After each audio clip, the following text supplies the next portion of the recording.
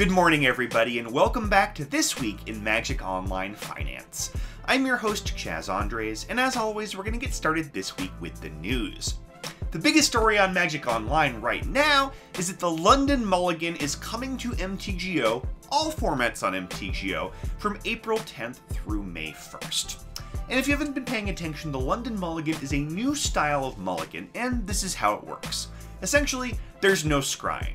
What you do is you draw 7 cards every time you mulligan, and then once you've decided to keep your hand, you put X cards back on the bottom of your library, where X is the number of times you've mulliganed. So for our purposes, what we need to think about is what effect the London Mulligan test might have on the MTGO marketplace.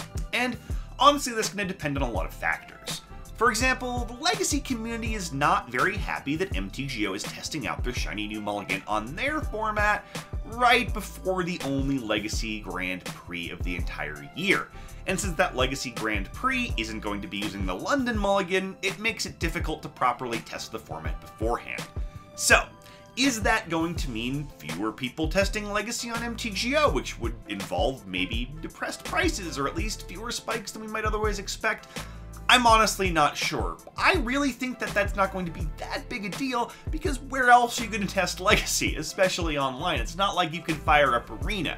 So I think Legacy prices will still start to gain, but the London Mulligan may drag on them a little bit. Now, on the flip side, I think we're going to see some modern spikes, especially right around the start of this London Mulligan period, because a lot of people are going to be really excited to test it out, and they're going to want the key cards to be able to do so. Serum Powder, for example, already spiked this week as people got excited about the London Mulligan test coming, but other cards like Leyline of the Void that are going to be as good or better with the new Mulligan rules haven't done that yet. Leyline of the Void spiked when the London Mulligan was first announced and has been slowly coming down in price ever since. Expect that price to go right back up and probably gain even more value somewhere around the 8th, 9th, 10th of April, right around when people are starting to brew up their decks specifically for this test. Those cards are going to be under serious demand and their prices will increase. There was another announcement this week that I wanted to touch on as well, which is that the MOX Open event on June 15th is going to be Modern Horizons sealed. In fact, it's going to be the only major Modern Horizons event on MTGO, and I highly recommend playing in it and blocking off that date on your calendar now if you think you have a shot at a decently high finish. Modern Horizons is likely to be under-opened on MTGO because the pack prices are pretty high and because we're all focused on Arena, but it's going to have some very, very expensive cards, especially online where, you know, the only place you can play Modern is on MTGO and people are going to need the staples from that set. So, playing in sort of the only high-level sealed event when you can probably win some prizes as well seems like a good idea to me. So, if you're that kind of player, definitely block off June 15th on your calendar. Let's move on now to Gaining Ground, where in Standard for the 3rd straight week it was Kaya Orzhov Usurper. She gained another 3 tickets from 15 up to 18. And like we've talked about a few times before on this channel, this is almost entirely due to set redemption. Ravnica Allegiance needs a price floor due to set redemption, or else, you know, people can just buy the set really cheap online and not have to worry about expensive paper prices. So once that flood of money comes in, the prices start to increase. And as Hydroid Krasis continues to lose value, Kaya continues to gain it. She's likely to continue gaining value for the foreseeable future. Just remember, at some point the Ravnica Allegiance set redemption window is going to end and her price will tumble, so do not be into this card for the long haul. Now, if you're looking for a more interesting Standard gainer this week, let's talk about Assassin's Trophy. Assassin's Trophy gained about 2 tickets, jumping from 6 up to 8, likely to continue gaining ground from here, and it's the modern playability of this card that interests me.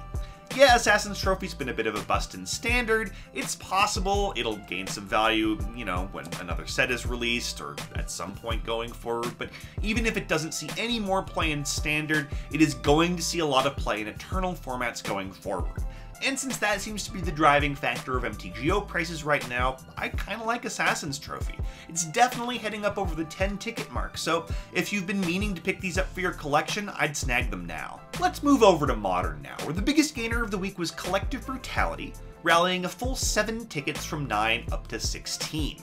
And if this doesn't say it all about the volatility of the Modern market, I don't really know what does. See, Collective Brutality already rallied from 9 to 16 a few weeks back, and then people panicked and the price collapsed back down to 9, And turns out it was a 16 ticket card the whole time, at least, because now it's back up to 16 again and continuing to gain.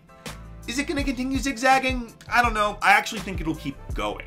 Collective Brutality was a 20 ticket plus card for most of the last year, so it can easily maintain a price at or above the 20 ticket mark.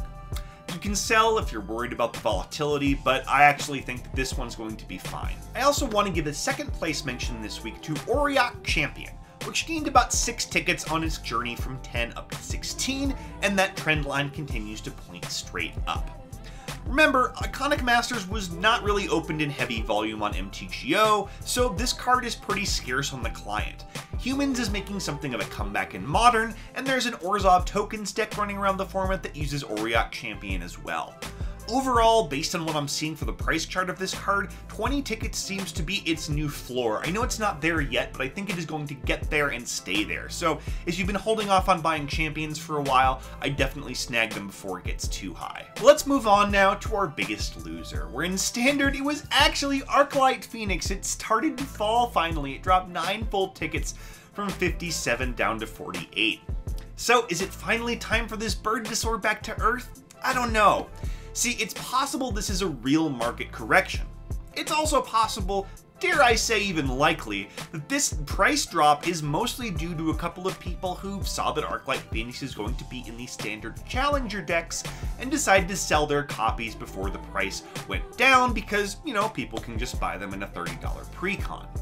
Problem here is that the Challenger decks aren't released on MTGO, so the price of a card in paper that's released in a pre-con has nothing to do with the future price of the card on Magic Online. If this is really what happened, expect that price to level off and start to rebound as early as, I don't know, today or tomorrow. I'd go check that index right now. If it truly is a market correction, it's probably going to keep dropping, so we'll know more in a few days. Moving over to Modern, our biggest loser of the week was Surgical Extraction. Dropped about 6 tickets from 61 down to 55. Panic? Nah. This is really just the market sort of settling in around that 60 ticket mark. See, it was as high as 65 last week, it was as low as 52 last week, it's sort of bouncing around that 60 ticket mark. I think it's currently actually heading back up again, so I wouldn't panic or sell or do anything you don't want to do with Surgical Extraction. It is an expensive card, it's not going to be reprinted anytime soon, so it is going to remain expensive for the foreseeable future. Now, I just spent the past 20 minutes running around my apartment looking for my cat. My apartment's not that big, but my cat is apparently very good at hiding and sneaking. So, this week's Sneak of the Week will have to be presented by our friend Fibblethip.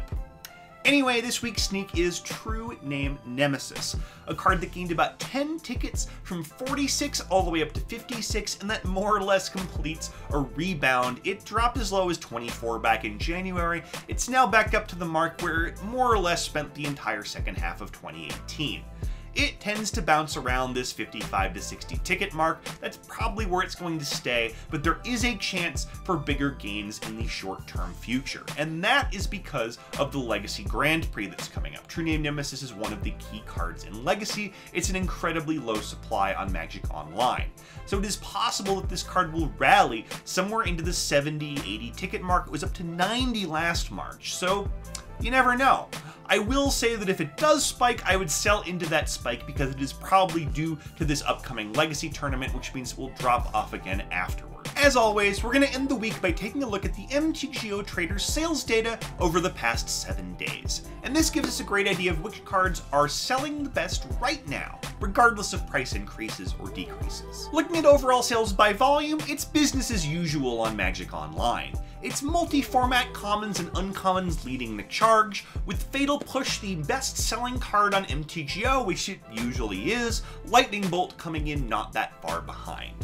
In terms of rares, it's all about the Ravnica Shocklands, as it usually is, with the blue ones doing best. Hallowed Fountain is currently the best-selling rare on the client, and that's been true for a couple of weeks as well. Now, in terms of overall sales by price, Arclight Phoenix has actually dropped a bit on this list, which supports its price tumble as somewhat legitimate. Arclight Phoenix is down to number 5, behind Modern Staples, Surgical Extraction, Liliana of the Veil, Chalice of the Void, and Mox Opal.